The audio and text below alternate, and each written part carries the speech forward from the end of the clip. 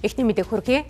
Өнөөдөр 12 цагийн орчимд ерөнхий сайд асан оюун эрдэнэ авилгатай тэмцэх газарт хандаж, хууль зүйн дотоод хэргийн сайд энх баярыг бод группээс 1.3 сая долларын авилга авсан гэх бичлэг баримтуудыг нь хүлээлгэн өглөө.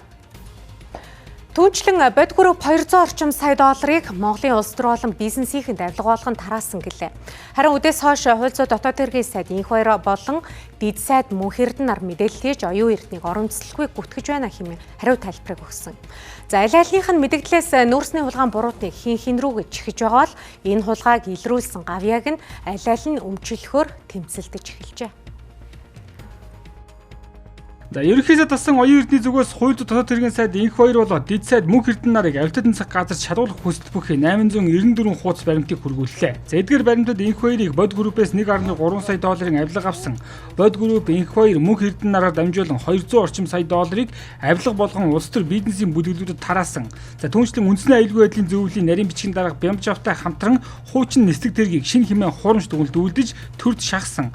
За хүнс хөдөө аж ахуйн хөнгөн үйлдвэрлэлийн дэд сайд Нямжавд цагдаагийн албан хаагчдын үлдэгдэл цалин болох 5 тэрбум төгрөгийг шилжүүлж авилгын сүлжээгээр тараалгасан гэдэг мэдээллүүдийг хийлээ. Зарим эсрэгээр хууль зүйн дотоод хэргийн сайд энх баярын зүгээс дээрх мэдээллүүдийг ор үндэслэхгүй гүтгэлэг гэдэг тайлбарыг хийж байна.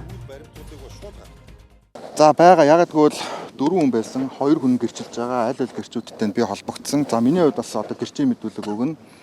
За шаардлагатай бас бичлэгүүд байгаа. За тэр бичлэгүүдийг авилгатай тэмцэх газар гэрчүүдтэй одоо бас холбоо тогтоож эрх зүйн хувьд одоо ямар байцаалд авах вэ гэдгийг одоо холбогдсны дараа тэр бичлэг гарах боломжтой 2 цагийн одоо бүтэмжлэг байна. 2 цагийн бичлэг байна гэж байгаа одоо. Гэхдээ энэ гарах хэрэгтэй байгаа байхгүй. Тэгээ юуг нь угаад байгаа юм?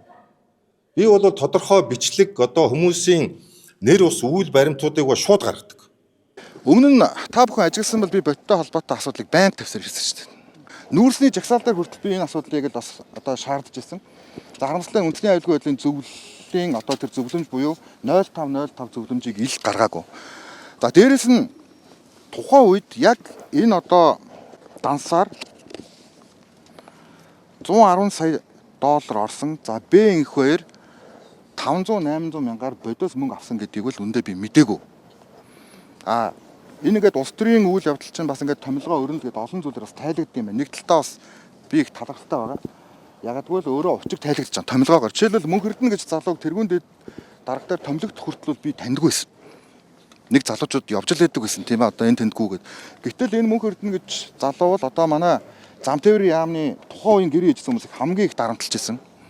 5-7 компани дээр бүр очиж сахиад суужгаад энэ бүх зүйлүүдийг одоо хамгийн их зохион байгуулсан гол гардан зохион байгуулагч бол өөрөө манай Б энх баярын хамгийн дотны хамтран зүтгэж байсныг би одоо л энэ холбогдох баримтуудаар нотолж байгаа. Тийм үү? За одоо Голомт банкнаас одоо юу бодийн одоо баясгалан газ авсан юм уу? Амондрагаас авсан юм уу тийм ээ?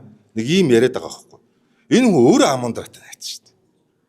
Өөрийнх нь хувийн пи харч шүү дээ. Мань хүн бол гөлөг төөрүүлж буюу хуульд манипуляц хийх замаар өөртөө одоо давуу байдал олгож авдаг юм арга ядарсан залтай улс төрч байна гэж миний хувьд бол дүгнж байгаа. За тэгээд худал хурдан зүн гүйцэгдэнэ. За их баярлалаа.